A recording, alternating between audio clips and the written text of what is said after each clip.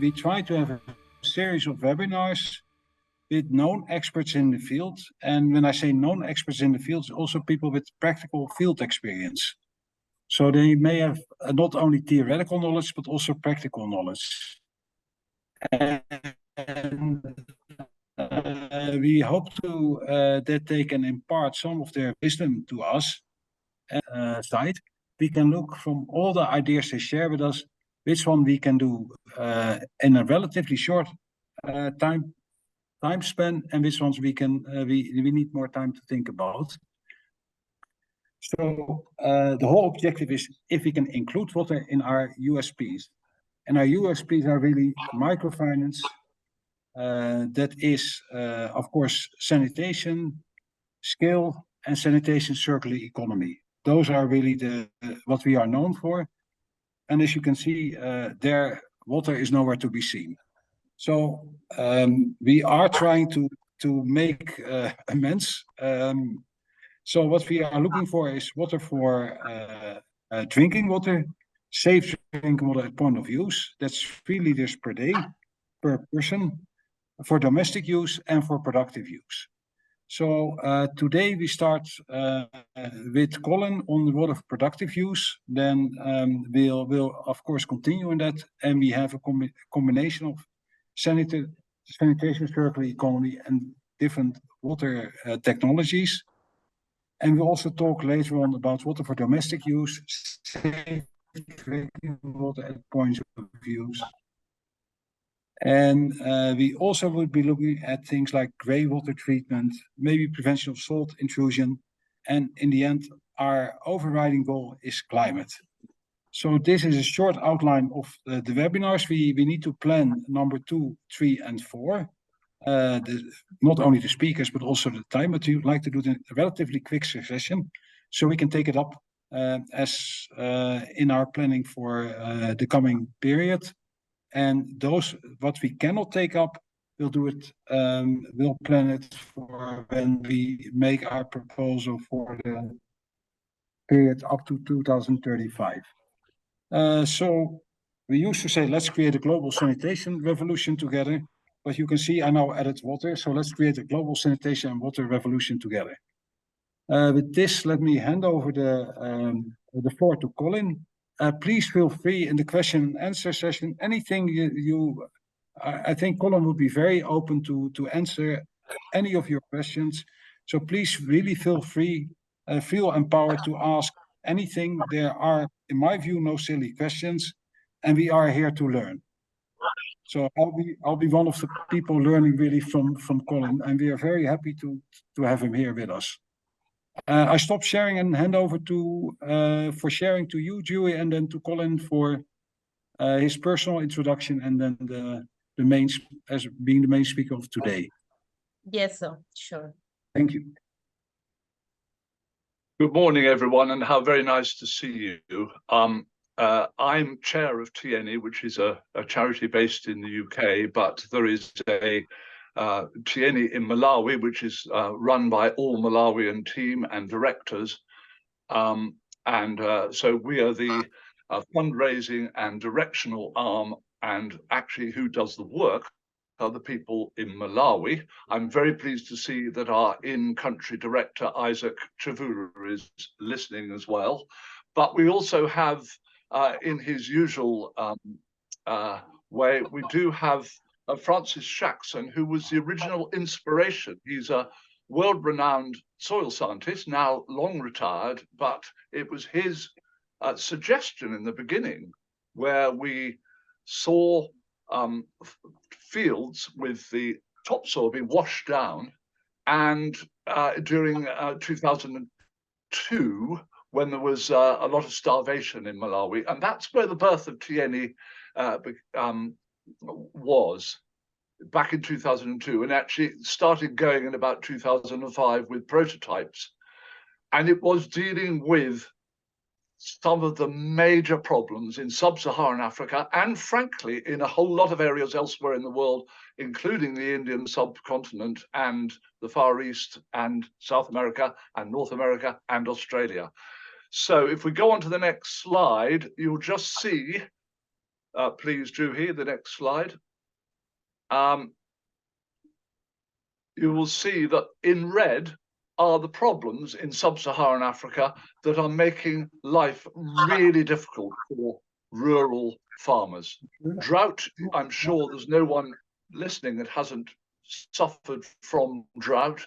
We certainly have in UK, and I'm sure you have wherever you come from. But with drought comes flooding. And that is strange that we have a shortage of water and then a surplus of water, creating huge damage. And when we have water running downhill, we lose our soil. Every single time that water is not clear, it is carrying in suspension what you might call the family silver. That is the soil that we all rely on for our lives. And then when the water's gone, we have water shortage. And water is life is a statement in Malawi we have. Water is life. Madzi is the Malawian for water. And without water, therefore, there is no life. So water shortage, again, hits the poorest people in the country, particularly in whichever country you're in. And with all that comes failing crops, which is not only do you have a shortage of water, you have a shortage of food because your crops are failing. And in green on that slide that you're looking at now, you'll see what are the causes of these disasters. And at the top is something that hasn't been recognized properly by the international community. We have, Francis Jackson and I have recently prepared a paper on different sorts of hard pan, but human-induced hard pan is a major block to water resources and crop yields. And that hard pan has a direct influence, as I'll explain later, on the high surface runoff. Now, when you have surface runoff, as I've already mentioned, it carries the topsoil with it, carries the family silver. The soil that should be giving nutrients to the plants for the next year is gone. And then severe erosion goes with that. You don't just lose your topsoil, you end up with gullies. You've all seen it, I'm sure, and even worse destruction of human habitation. And of course, with that speed of water running over the surface, it doesn't get into the aquifers and the what we call the water table, but is different layers of aquifers where water is underground, where to a great extent, once it's underground, it's safe. Whereas it's running over the surface, not only does it pick up nasties, but it also moves very fast. Underground, it moves slower and it gets filtrated. A lot of the harmful chemicals and other matters are filtered out.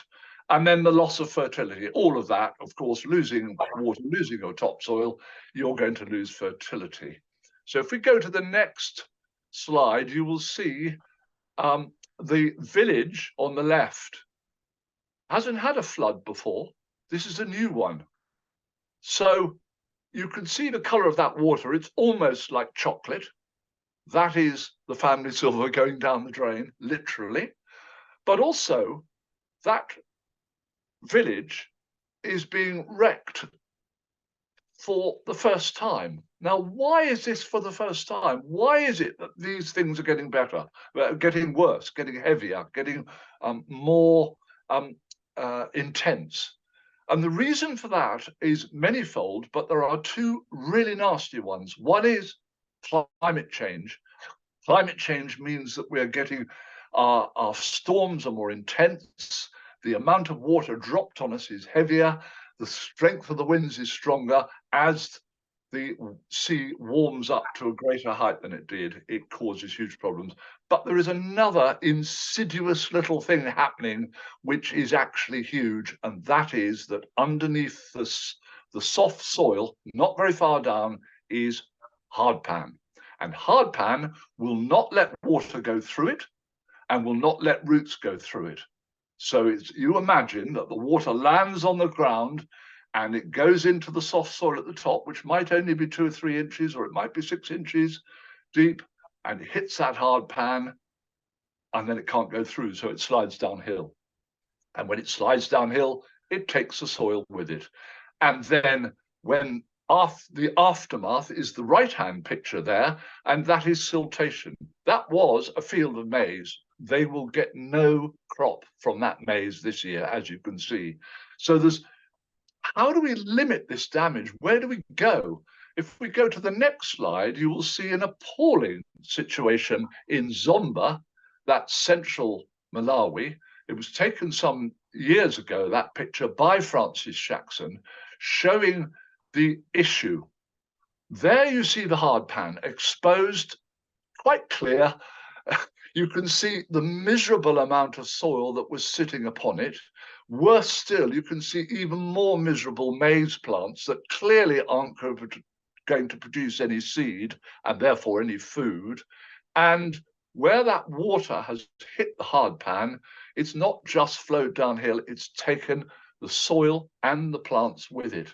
And just imagine if you're that farmer and you've got all that trouble of digging those furrows to make your field, and then you've planted and you probably put some fertilizer with it. You've spent all that money and time, and then you come out and look at that. It's a disaster. And the end of all those things, the fast runoff, the erosion, the flooding, the siltation, the loss of topsoil, the damaged crops, the depleted aquifers, that equals one thing: poverty. Poverty for food, poverty for water, financial poverty. And these people live so near disaster. But there are good solutions, and they are there to be done. And that is what Tieni has been proving. I say Tieni, it's Tieni farmers that have been proving, because they do the work. We are a training organization run by 13 staff in Malawi. So if we go to the next slide, please. There you will see the results on the left-hand side of hard pan when it's been broken. And you can see they're like solid rocks. You are not going to plant a successful crop into that until that hard pan, one, has been broken so you don't have a layer which water and roots can't go through, and then the big lumps broken up so that the soil has spaces in it, spaces to absorb water, spaces for gases, air, nitrogen and oxygen and CO2. So you have movement. With hard compacted soil, there's no room for that. You've compressed it to such a degree that the soil is no longer alive. And if you take a double handful of rich, healthy soil, there is estimated to be round about 8 billion living things in it. If you compress it, if you squash it flat so the water and the air can't get to it, you kill those. And it's those microorganisms that feed your crops. So if we go on to the next slide, you will see what we have done in Tieni to combat this. This is a deep bed farm. And as you can see, instead of having ridge and furrow, we have 2 ridges put together and filled one of the furrows, as it were. So you've got 1 meter wide beds. They're 1 meter wide for a good reason, and that is that they never get stepped on once they've been created. And they have these furrows in between with, as you'll see from that picture, baffles to stop the water running horizontally. If we go back to slide 5, please, Juhi, I want to go back to how the other element of deep bed farming that is so simple and yet doesn't make it easy. And that is what the farmers are doing on the right. As a community, they are creating what's called a marker ridge. A marker ridge is exactly on the contour line. If that marker ridge is 1% off, then, and it's 100 meters long, you'll have no water one end of the furrow and a meter of water the other crashing down the hillside. So that is the most technical part of our training that we do, which is to train farmer groups to set contour ridges exactly on the contour, because then we can move back onto the slide 6, please, Juhi, because then you see what happens. In the picture on the right, the diagram on the right, you will see water sitting in the furrows. permeating the decompacted soil. And on the left is the design that farmers are given to aim at. And the reason for that is that it's the optimum size for not treading on it, but getting a maximum amount of plants. And farmers sometimes say, well, if you put a marker ridge in, we don't get a crop from that. And that's quite right, we don't, because we plant vetiver grass on that, which has very deep roots and is not invasive. And so that creates a really reinforced barrier to hold the water. And remember, I'm coming more and more around to water. You're going to hear more and more about water as we go forward. So this marker ridge, which doesn't grow a crop, just grows vetiver grass, which can be used for mulch. You know, they crop it and use it for mulch. But if you look at the deep beds, instead of having 2 ridges and a furrow, we've got 2 ridges and the furrows filled in. So we've got a larger root zone for our plants. That means 2 things. One is more nutrition for the root zone. They can gain it over a bigger volume area, or they can plant more plants. So in fact, what we find is something like 27% more plants in a deep bed farm than in a traditional ridge and furrow farm. If we'd like to move on to the next slide, please. This is what we're trying to do. The brown hills, you can see them all over Africa, and I'm sure in your countries, wherever you're from, are where surface runoff leaves the ground bare and leaves the ground dry. And what we aim to do with deep bed farming is the opposite of that. We are infiltrating the water and we are bringing back to make sure there's no bare soil exposed to the elements. Bare soil in nature, before man comes along, is very, very rarely exposed. It's always covered with vegetation. That vegetation does a whole range of things to make sure that the ground and the biome is in balance. When man gets in there, the danger is that we damage it by digging it, exposing soil to the sky, and allowing all sorts of things to happen. So next slide, please. This is the practical result of farmers that have been trained in deep bed farming.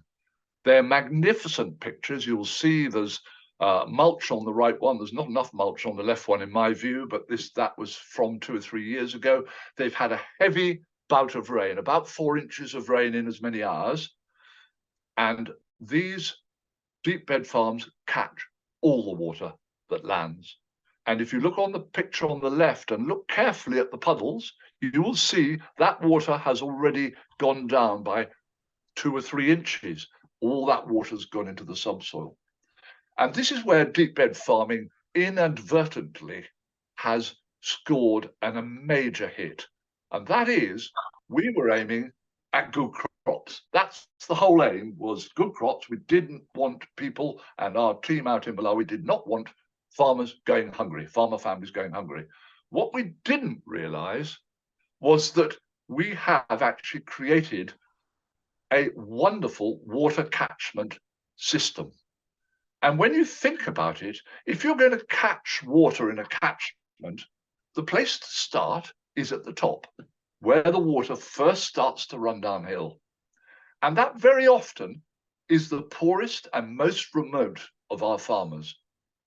So what happens with catchment management and catching this is the importance of those farmers who are perhaps forgotten, left behind, way out from many roads and everywhere, is we begin to realize just how important they are. Because if they catch the water, it won't rush down to the next bit of land and wipe it out. And if they catch the water, it will protect the next people down. So in a community, in a catchment, they all add to the whole, but it starts with those farmers at the tops of the hills or where the plateau starts to slope. That is the importance of these farmers. And when that is recognized, maybe a lot of organizations will change their focus of where they need to put their energy, because those farmers capture the water for the nation. Next slide, please.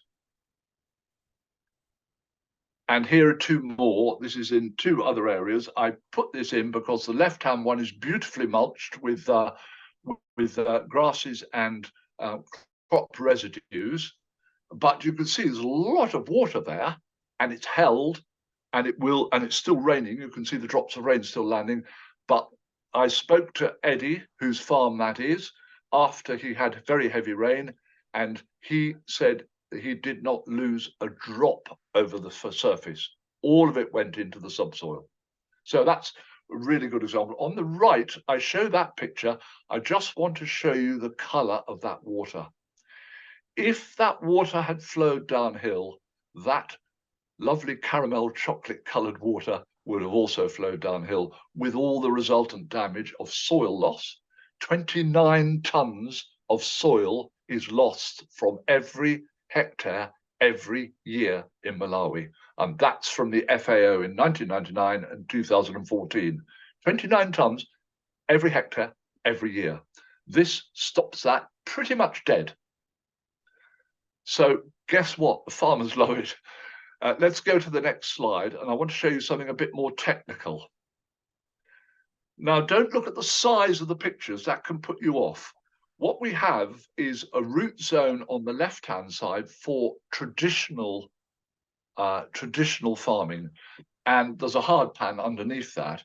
The reason for that is that they take the ridge on one year, they cut it in half and flip that half that way and that way, half that way to meet the next half ridge. That's what they do. So they're shifting the soil, preferably uphill each time, but anyway, shifting the soil, but they're not touching what's under that soil. And that, where those posts are, is on the hard pan, which on the traditional ridge was about, in this case, about 5 inches or 12.5 centimeters down.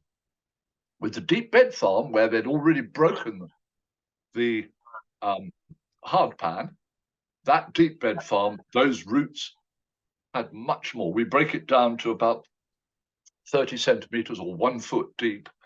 And that root zone for those crops makes a huge difference in a time of climate change, which I'm sure you've found in your own country. You get loads of rain and everyone plants their crops, and then you get a dry period. We didn't used to have that as much. We have it much more now. If you have a dry period with the traditional farming on the left, then you're in danger of wilt, and certainly you won't get the crop yield.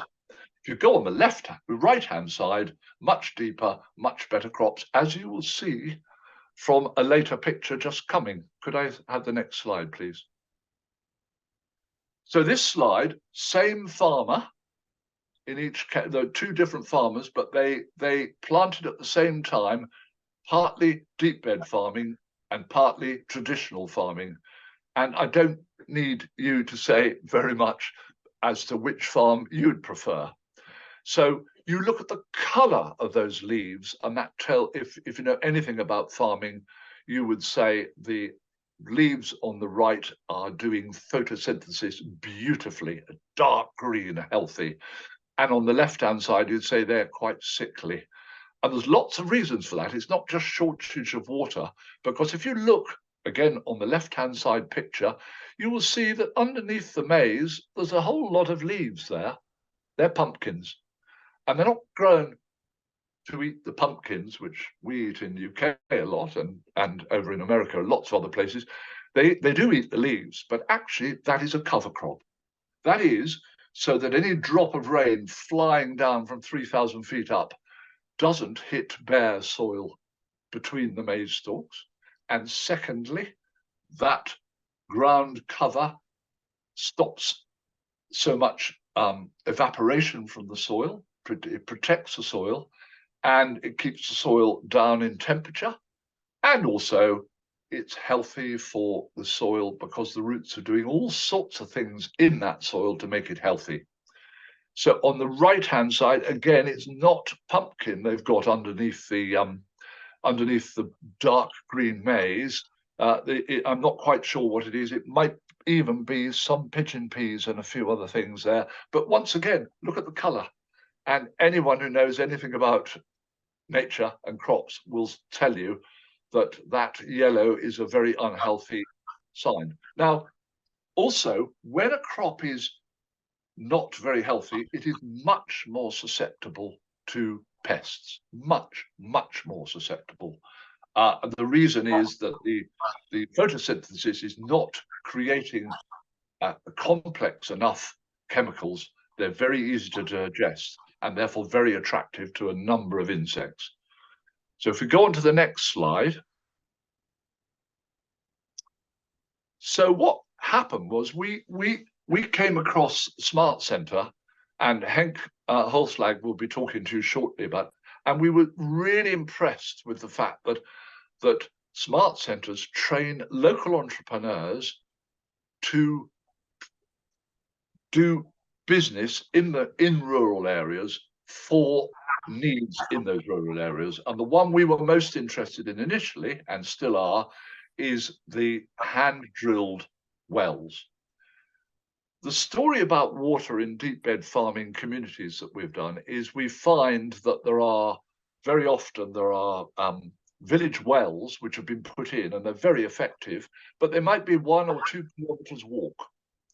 So you've got a member of the family, normally the mother, normally the wife, who may have a couple of children with her, walking for 20 minutes, half an hour, queuing up at a well, filling up, and then coming back.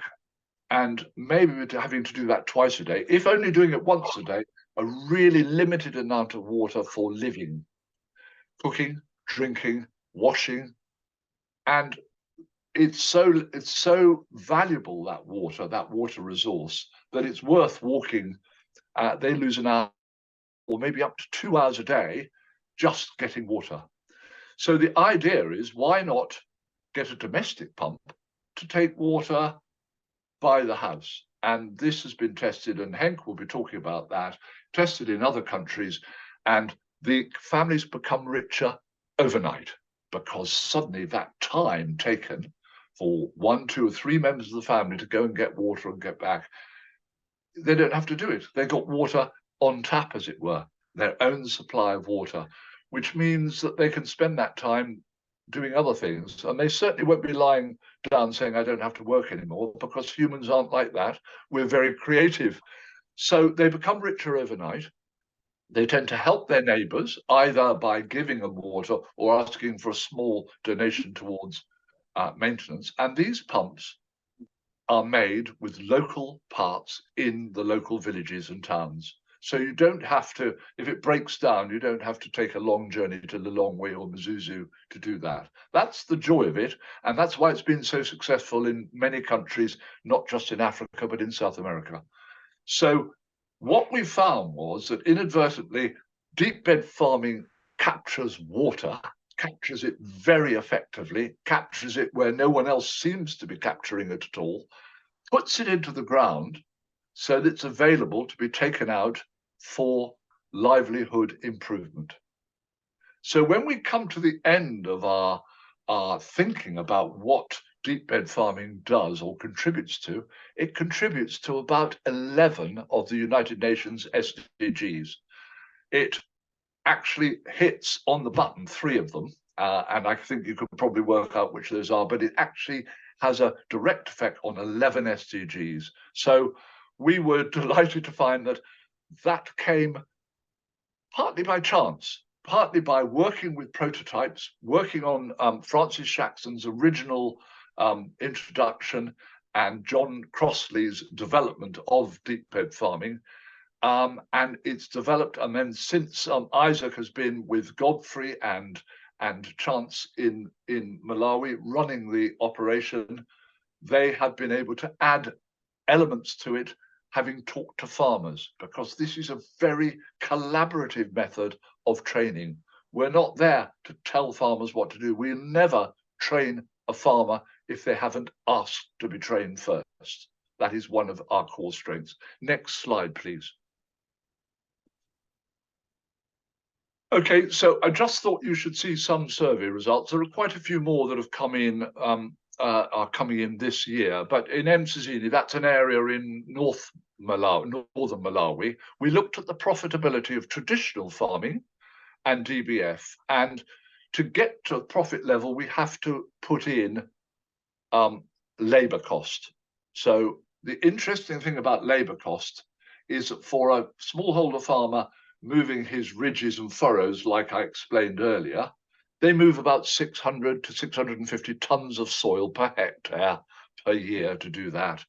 To do DBF, deep bed farming, we have to move about 1,200 to 1,300 tons per hectare. However, the big difference is that DBF only does it the first year and then they never dig again. Traditional does it every year.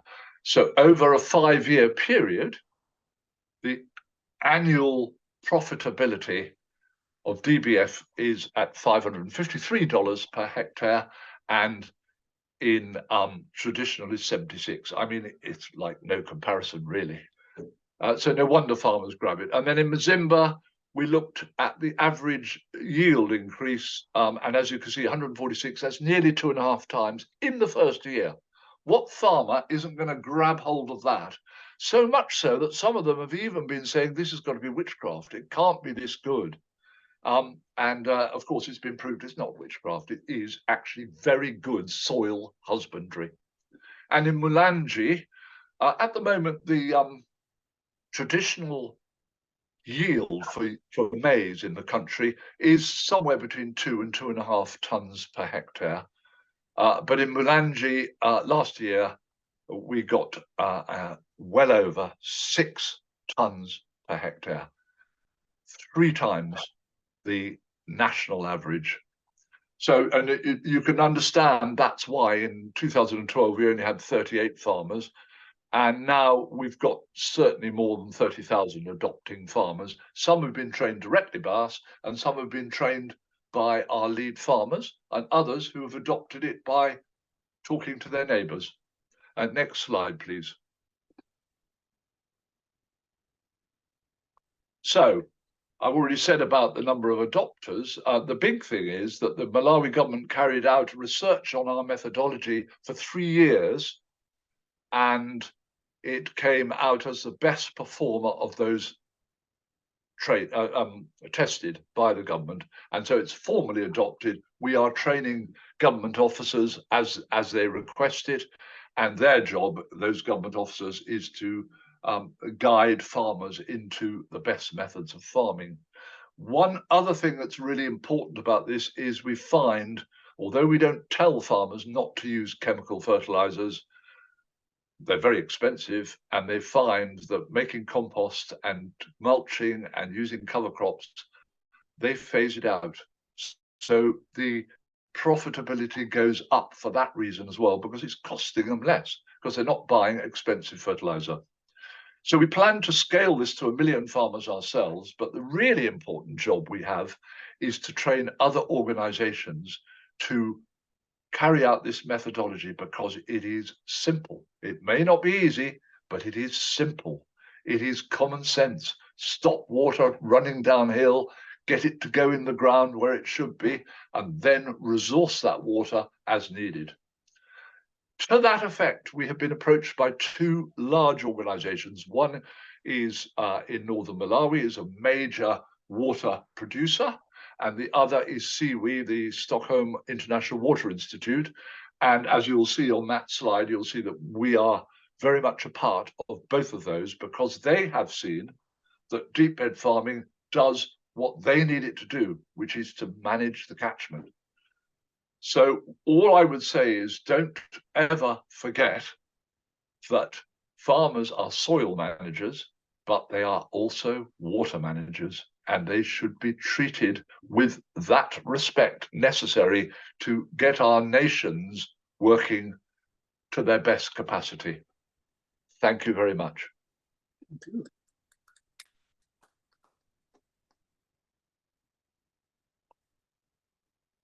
Thank you so much, sir. It was very, very, very interesting to go through all the experiences and what you have shared, what TNE has done in Malawi.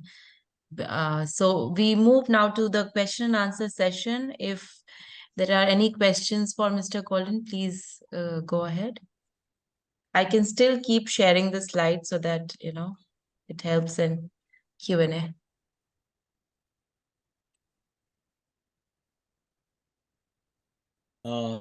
Thanks. This is Rajkumar here. Can I go ahead, please? Yes, sir, Hello? please.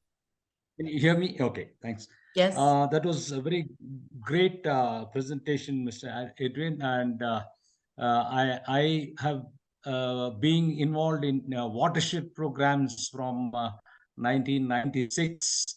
Very much excited to see this technology, a new kind of technology for soil and water conservation. Here in my place where we are, it's a very hilly area, Nilgiris. Our soil erosion status is about 15 tons per hectare every year, annually. So I think the frightening situation of Malawi, where you mentioned that it is more than 29 tons, is really, really, really frightening. I just only wanted one question to be asked. What is the slope percentage of the slope of these treatment areas? Can I have an idea of the slope percentage of these areas? Because here particular slope percentage, we have a very specific technologies for thing, and mostly in hilly areas we go in for sunken conservation measures, both soil and water conservation measures. We do staggered trenching, what we call here, to save the water in tea gardens, and also we do contours and then bench terracing. So that's my question. Thank you. Thank you for the question, and it's a very, very good one, of course. And yes, as soon as the land starts to tilt, water will move unless you stop it. And in Chiteka, which is near where our offices are, about 2 hours drive from there, we have a steeply sloping project there. In fact, in some ways, you would say land that steep, which is probably getting close to 30 degrees in slope, shouldn't be farmed, but you can't tell starving families or hungry families not to farm. So we have had a very, very successful project there where we're working with the government as well.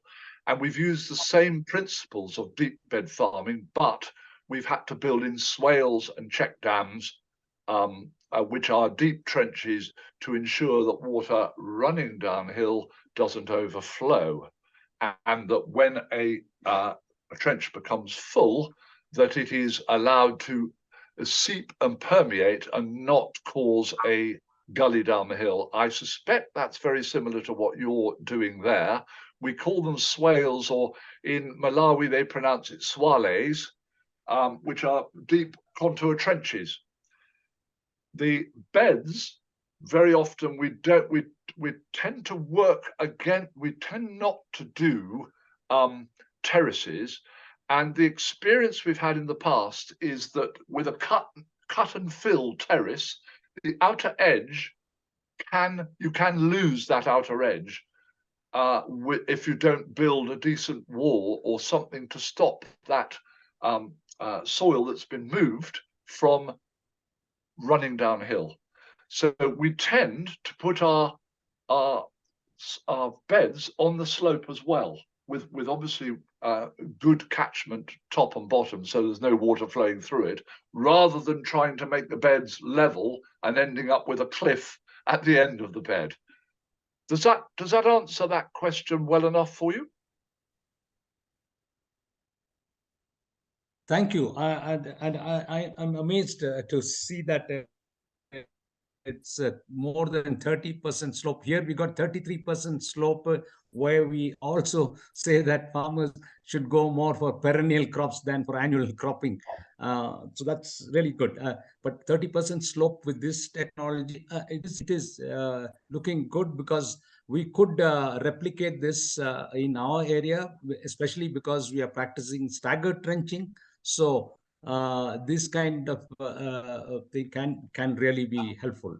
Thank you. Yeah.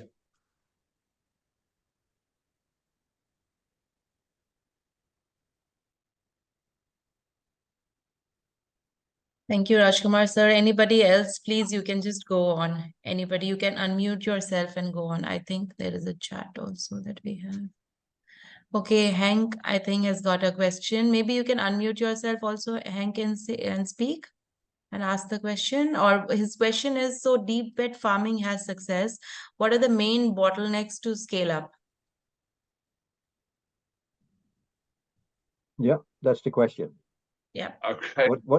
What are the main bottlenecks? Because if everything is so nice, people always ask, so why doesn't it scale up? So what do you think, in your experience, are the main bottlenecks to really scale up this? Another very good question. Okay, so there are bottlenecks at farmer level right the way through to government level. The bottleneck at farmer level, and the one that is stops some farmers from taking up deep bed, is the amount of work in the first year. And some families, you know, there might be no man of the family, and you've got a mother with children, and breaking hardpan with a pickaxe is really hard work. And although I'm sure that a lot of families can do it and do, there are some families who just don't have the labor resources to do it, or are daunted by the size of the task. So the bottleneck there is getting the information across clearly to farmers who don't realize that you only do it in the first year. So that's a communication bottleneck. And then if we go right to the top of the scale, which is governments and large organizations, there is an information gap. They do not believe, they do not know, they do not understand, they do not contemplate that hardpan is their enemy. It's out of sight, it's under the soil. And it's becoming known, but still I talk to experts in agriculture who say, oh, well, that's just compaction. They don't realize that it is a game changer for agriculture. So we have two lots of bottlenecks in terms of information there, and then we have financial blocks, because TNE will never train all the farmers in Malawi, let alone the whole of sub-Saharan Africa, let alone the rest of the world. All we can do is influence other organizations so that they can take up our methodology and we can train them in it, and then they can roll it out themselves and pass it on to other people. And that's governments, NGOs. So in order to do that, we have to do a lot of advocacy, produce a lot of data, a lot of materials, a lot of training materials, and a lot of exposure to different countries who are maybe struggling with this. So the bottleneck there comes to finance, of course. And then the other one, which Henk is sort of beginning to deal with, as is Siwi, which is that dealing with water and dealing with farming are inextricably entwined. You cannot separate them. Farming is about the land. Rain lands on the land. Farmers are the first people to deal with that water resource. There are others that have to come in. You've got to have sand dams, you've got to have roads which have got ditches either side of them. They all have to be managed. That's a more municipal or sectional management, but it starts with that farmer, and getting that message across and getting very important organizations to realize they're not as important as those smaller holder farmers is a bottleneck. I hope that answers. Probably to add, I just want to add a little more on what Colin has responded. And this is on how, as TNE, we have tried to address these bottlenecks, especially the labor bottleneck. It is all about timing of activities. We know that in Malawi, generally we harvest in June and July, April, May, June, and July, depending on the crop. But what we tell farmers to, mitigate on the demand for labor, especially the breaking the hardpan, we tell the farmers that they have to do this activity of breaking the hardpan after they harvest, which means at that time, when the soils are still soft, and the weather is generally cool to allow them work for more hours. So this has helped many farmers to break the hard pan for bigger fields. And in the end, the adoption rate for DBF has grown because of that dimension.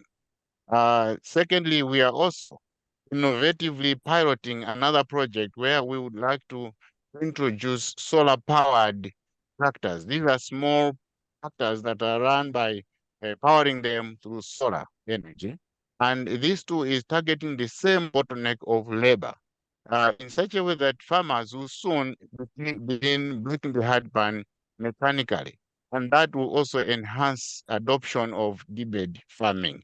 We tried with diesel-powered tractors and it worked very well. Large areas were plowed and made to deep beds using tractors. So we are very sure that once this rolls out, farmers or smallholder farmers will be hiring out these tractors to till the land and construct deep beds along contour line with perfection. So we hope this bottleneck will also be resolved. In addition to approaching government, we would like to engage government even more so that all the extension workers get trained and start, advocating and training farmers on deep-bed farming as a way forward in as far as water and soils are managed in Malawi. Thank you. Yes, you can see that mechanization is very attractive, and therefore that particular bottleneck, while we do this research together with Innovate UK and Loughborough University, which is ongoing at the moment, if we can get a light enough tractor that doesn't cause compaction and does break the hard pan, then that major impediment to adoption, it doesn't stop everyone adopting, it just stops some people adopting.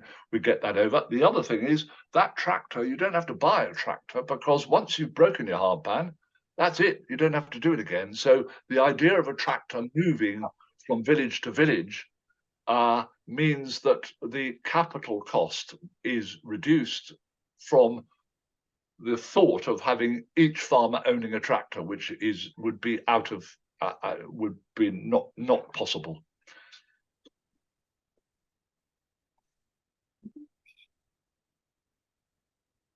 Could I ask another question? Hi, Yes. my name is Leandra, and I'd like to know, thinking about data and monitoring, have you started monitoring groundwater tables in the areas where you've applied deep bed farming? Great question. And I would love to say that we started 10 years ago. We have started, but it's early days. So that's part of the pilot project with SIWI, that's Stockholm International Water Institute, and will be part of the project with Northern Malawi. But there's only so much research we can do. So it would be great to get that more of that research in. I mean, we know, it's like we know there's hard pan. Well, prove it. Well, yes, you can get a penetrometer, but we know it. And it's same with observation. We know that if we put water into the soil, mostly it's going to be available, but we haven't got the proof. And that is something we'd really like to do. We're a small organization with limited resources, but some university out there would love that project, I'm sure, to extend our knowledge of just how much effect each farmer can have on the water table and the upper aquifers. Thank you for that question. No, beautiful. Then let me add with another question, if I may, which is on how do you avoid compaction in the furrows? I'm thinking that probably people walk in the furrows during seeding or during preparation of the beds for the next season. How do you avoid compaction? I love the question because you've obviously picked up on that. Yes, it is. I mean, we do try and get ground cover crops growing in there, which do get stepped on. And in the wet season, with feet going up and down the furrows, there is compaction. There's no question that will be happening. The big thing is that the water from those furrows can flow laterally into the uncompacted soil under the deep beds. And if you look at the ratio of deep beds to furrows, there's a much higher percentage of decompacted soil than there is hard pan. But I agree with you. And in fact, very often every other year, because a little bit of soil will have been washed into that furrow, they will actually do a little bit of work along the furrows just to maintain the beds. But you're absolutely right. Where you walk, wherever people walk, they create a footpath, nothing grows on it. And the reason is that they've crushed the soil to a where things won't live. And the reason things won't live is because they've made a hard pan. And in those furrows, there is a hard pan. The beds don't move, though, and they are decompacted underneath those. Thank you for that. Really good question. Thank you very much. Just one more thing. Yes. Which is, I was wondering, one other thing to monitor, or which might be interesting to monitor, might be temperatures in the region where you're applying deep bed farming, to see if an increase in water availability, just in moisture, actually has an impact on the temperature in the region. Yeah, that's very much sort of on a broad landscape scale. That we have done, Kyoto University has been working with us, and they have done some soil moisture testing, putting a computer in which feeds every 15 minutes the difference between standard traditional agriculture and ours.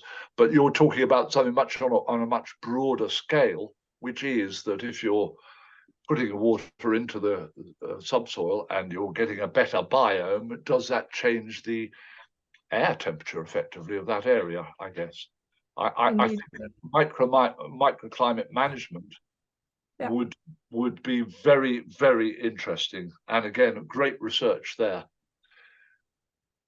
Okay, good. Thank you very much. Well, the only way to do it is to have to have mine, and then you say. This is Rajkumar here once again. I think that was a very good thing. This is Rajkumar here. I think a very good study would be on the prolonged soil moisture retention. With this technology, would be a much good thing, because for any crops, the soil moisture itself would be a very important factor. Yes, soil moisture, because I also saw that there's another technology which is there, which is very important, of the mulching, which also helps in retaining whatever water you have harvested from evaporation, from evapotranspiration losses.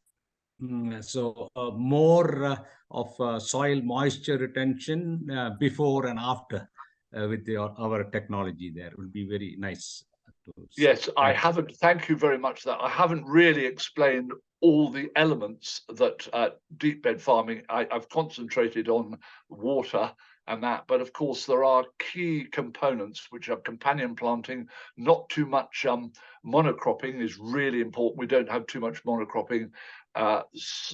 Crop residues laid on, and termites will take them down into the soil to some extent. The prevention of drops of rain landing directly on the soil, the mulch stops that happening. The feeding of the soil rather than feeding the plants, and that is one of the things that I think the Green Revolution got completely wrong. We've managed to increase our yields by feeding the plants directly, instead of doing what nature normally intended, which was feed the soil, and the soil will feed the plants, because they've been doing it for 2.5 billion years. They know how to do it. So I think we've been mankind has been quite arrogant about the way they've approached this, by saying we've got this chemical which we can feed directly to the plants to make them grow and the yields go up. And yet that contract between the microorganisms in the soil, the fungi and the many, many microbes, and the roots is broken by that chemical. because the plants don't need to relate to the soil to grow. Whether you get the same nutrients in those crops is, I know, a big discussion point at the moment, but yes. Thanks. Thank you.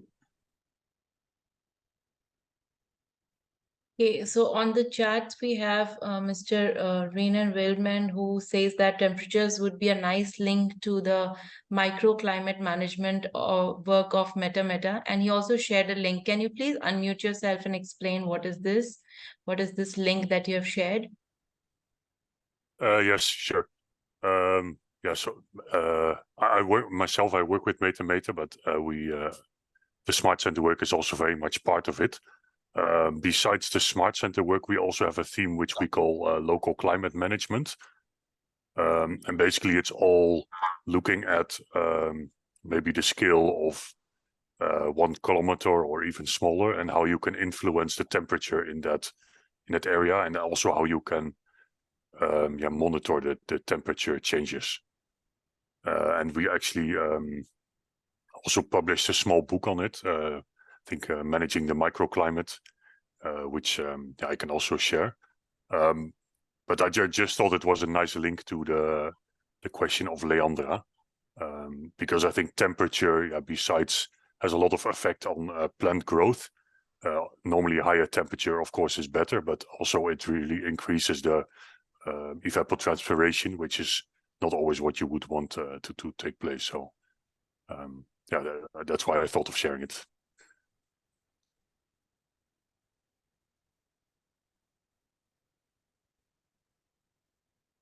Okay, thank you. So do we have any other questions?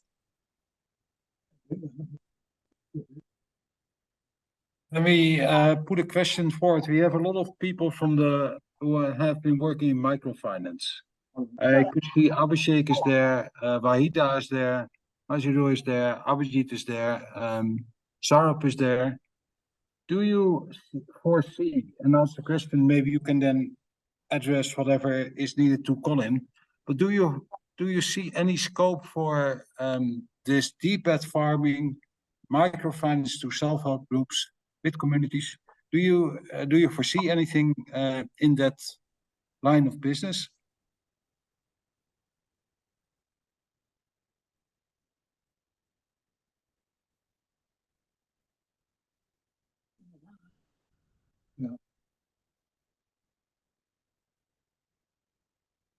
I can only answer that for in a small way for TNE, which is that some farmers do use microfinance in different ways.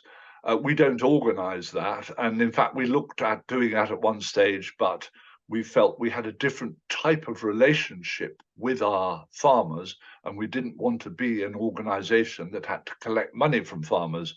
That was sending a wrong sociological message. However, with pumps that can provide domestic water, I am absolutely sure that once that has taken off in an area, once they've seen it, other families have seen the change to the livelihood of a family that's got a domestic pump, they will want to buy their own. And if they don't have the money, then microfinance plays a really important part. I think there is also room for microfinance in deep bed farming in terms of cooperatives in dealing with products that are going to market. And a lot of that movement is into cooperatives online on your phone, where you can actually agree a sale of your product on your phone. But sometimes microfinance needs to come into that for storage and transport. Maybe I can add something to that. Is that okay? Sure. Yes, well, one of the reasons why we work together with Tieni in Malawi is exactly that once the farmers start deep bed farming, they automatically have more food, but they also tend to have more income. So when they have more income, they're more, see feasible for a loan, for a micro credit. And if you can combine the deep bed farming, which is rain-fed agriculture, with a well-fed farming, which is, you know, water from a well that you can also use for irrigation, for small-scale irrigation, you can show that with your investment in a well and in the labor of the deep bed farming, you can earn money and pay back your loan, which of course is the logic. So, and maybe Colin, you can mention this example from the Bala village, where we installed 5 row pumps and wells and row pumps in one village, and at least one person, he made how much? $2,000 in $2,500. Bought himself a motorbike, set up a business, had land that had been abandoned, which, when they introduced deep bed, is producing good crops again. He's got a well, and some of his neighbors pay him a small amount so they can get water from the well. That money goes into the maintenance of the pump, any spare parts. There's money there to buy the spare parts to make it work. What you're actually talking about is a step up in livelihood from starting at the bottom, where you haven't got any money and you just about have got enough food to survive, to that step up that deep bed farming and having a well does, which takes you into really becoming a small business. And on that, if that happens on a broad scale in the livelihood, then the whole economy changes, the whole rural economy, because if there's money around, people will spend that on things they need, which means that other people will want to provide the things that are needed. In other words, you develop a robust rural economy. But to do that, they have to, 1, have food, 2, have water, and 3, have some income. Yeah, thanks, Colin. Thanks, Henk. So from the team, any observations? I'd like to say something, but Just start talking. See if we can. Colin, can you hear me? Yes, I can, very clearly. Francis Shaxson. Yes, Francis. One point that I think is worth emphasizing is that it's the spaces in the soil, even if they're only a few millimeters in diameter, if there's enough of them, they're very important parts of permitting the water to get in and the plant's roots to get down as well. If you have a very compacted soil, it may be physically impossible for either the water or the roots to get in. So the point to be made, I think, is that you should treat your soil with very great circumspection and care, because if by forgetting such matters, your soil becomes compacted, you'll end up with the situation you started with to begin with, without the water going in, so it goes off the top. So the topsoil is washed away, as you saw in the very first photograph. And it's all because of the lack of sufficient spaces between the particles of soil, not lumps of soil, but the spaces between the particles, which may be measured in millimeters or even less in diameter. But if there's enough of them, they can store an awful lot of water. And one of the interesting things which I found out, having contacted Colin's son, who's also involved at the periphery, at least, of this whole process, is that one of the key factors in the movement of water is that it has molecular attraction or atomic attraction between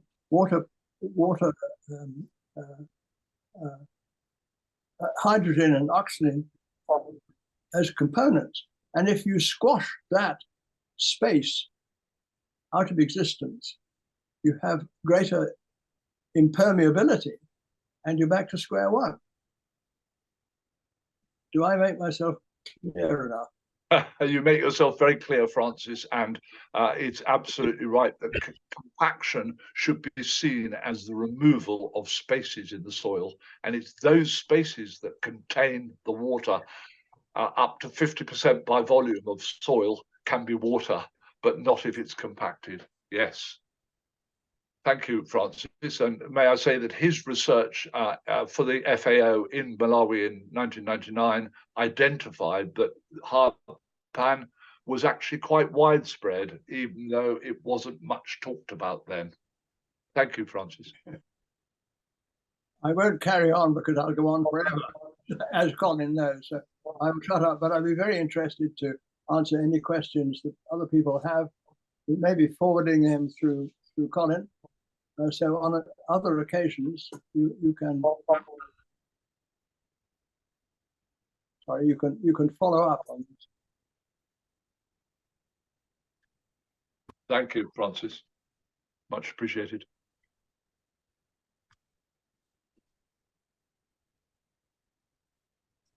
Do we have any other questions? Or... Hi, Juhi, this is Abhijit. Yes. To respond to Valentine's question, though I don't understand the space that very well, I have two of my colleagues here, Ashwini and Rana, who've been basically handling the agriculture piece in FINISH.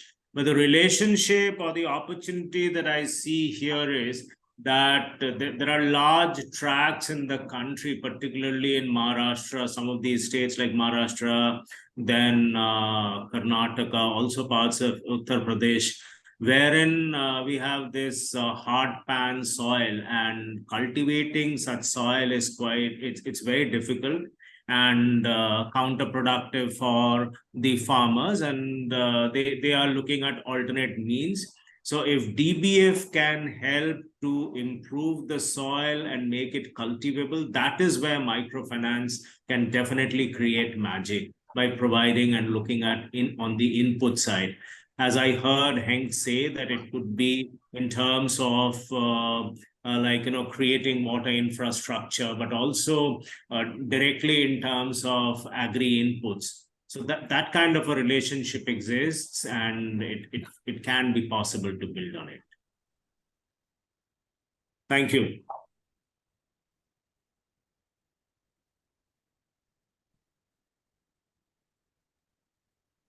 Yeah, thank you, sir. Any other question or observation? So I think then we can move on to our next session, which is the conclusion and way forward. Valentine, sir, would you like to speak on that? Yeah, thanks, Julie, and thanks, Colin, and also Francis as the part of the brains together with Colin and Isaac and team for really sharing this.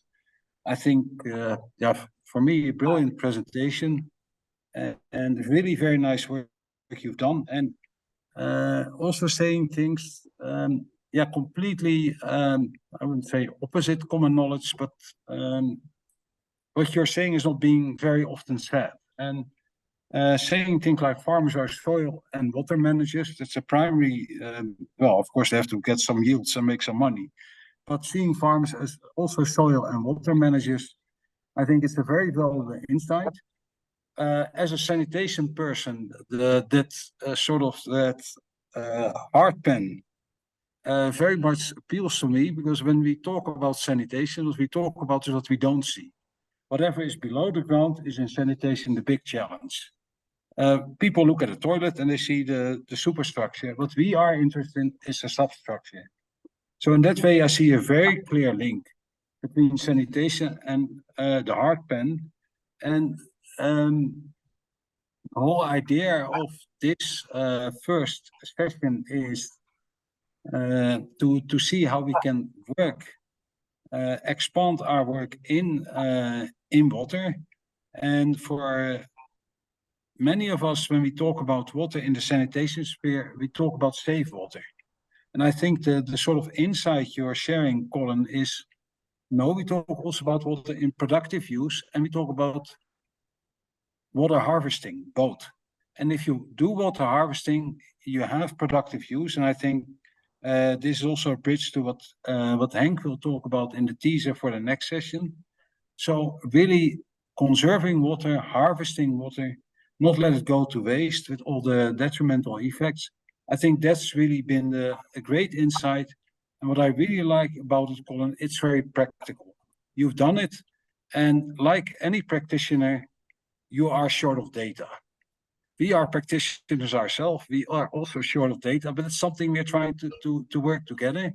And we have reached out to a number of government institutes also to work with us. One is as part of the Indian Council of Agricultural Research, and Rajkumar is the linking pin, and they have an Institute for Soil and Water Management. And that's going to be hopefully a key partner in this and taking it forward to many more farmers. So it's really, I'm very grateful, Colin, for meeting you in The Hague at that conference. Was really brilliant. And thanks, Hank, for the introduction. I'm very positively inclined. I see a lot of possibilities, but whether I see them is not important so much as whether Abhijit, Wahida, Rajkumar, the team in the field, whether they see it. And I think you gave enough insights for us to mull over and think about and really come up with a strategy how we can start including water in our ongoing activities. Exactly how we'll do that, we're going to do that. We'll do that in dialogue with you, with Francis, with Hank, with Reinier, to see how we can best, and Isaac, how we can best get your expertise, what's the best way forward. But I hope I speak on behalf of the team that it was really a very interesting session, and it gives a lot of insight and I think way forward.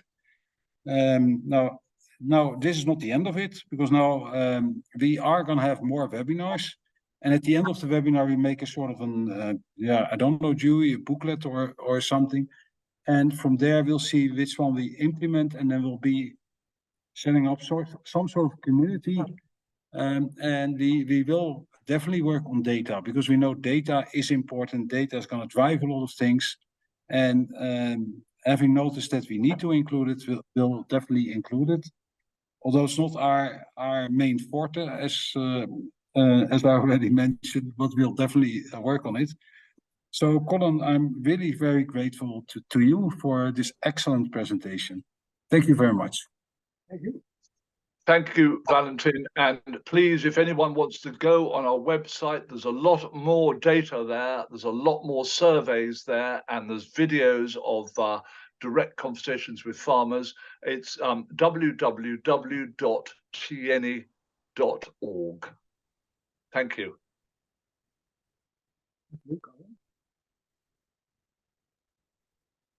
Thank Thanks. you, sir. Yeah. Yes, sir. Okay, Please. over to you, Dewey. Sorry. Yeah. No, sir. That's fine. So I think we have now teaser on 3R by Hank. So over to you, Hank. Okay, I'll share my screen, and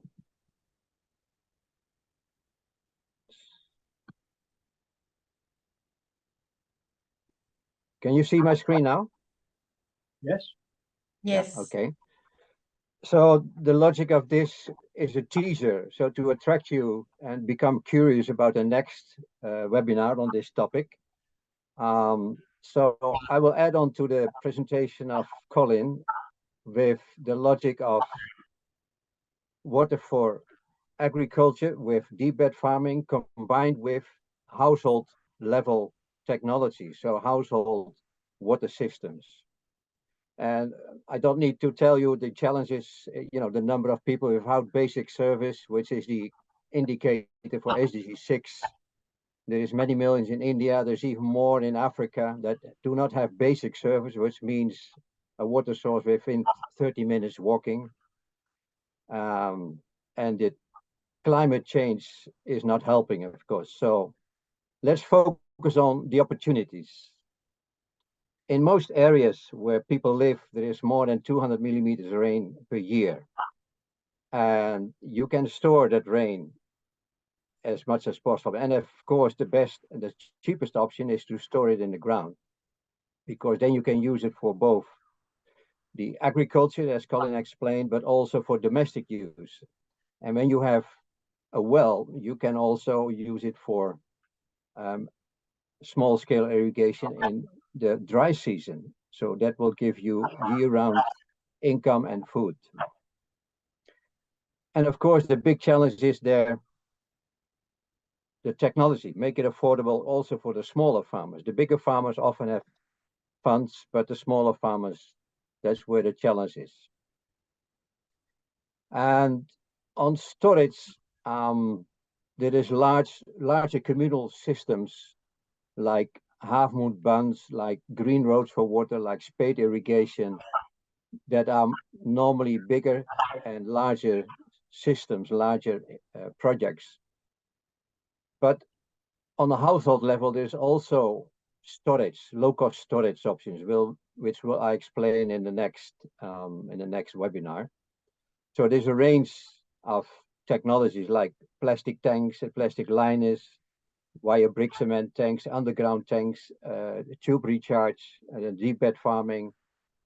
To come back to the logic of will deep bed farming recharge groundwater? And as Colin explained, there is a lack of data. That's one of the big things, the big challenge in the coming years. But we can also use common sense. In the long term, all aquifers were filled by rainwater. Sooner or later, the rain will fill up the aquifer because that's where the rain comes, that's where the water comes from in the ground. So whether it's on the shorter term or the longer term, that has to be seen. But infiltrating water in the ground is always good, both for the plants and for the aquifers. So in this next webinar, we will also explain more about the different technologies. These are technologies based on information from Africa. In India, you already have a huge number of low-cost well drilling and pump technologies that we can include. But again, the logic is if a household, and especially a rural household, has a well at premises, so not the communal system, but at premises, they have water for production also. And I know India has a huge program for pipe systems. But even if you have a pipe system, that water from the pipe system you will not use for irrigation. So even if people have a pipe system, you can still have your own well for the garden and have income. And with that you can pay your microcredit for the sanitation also. So in short, the conclusion, if you store water and you have household water systems, you get rural development. You get impact on the, I say 6, but Colin mentioned 11 SDGs. So probably most of the SDGs have to do somehow with water. And the key to scale all this, the actions to scale all this all start with a T. And in the webinar, we will explain what these T's stand for.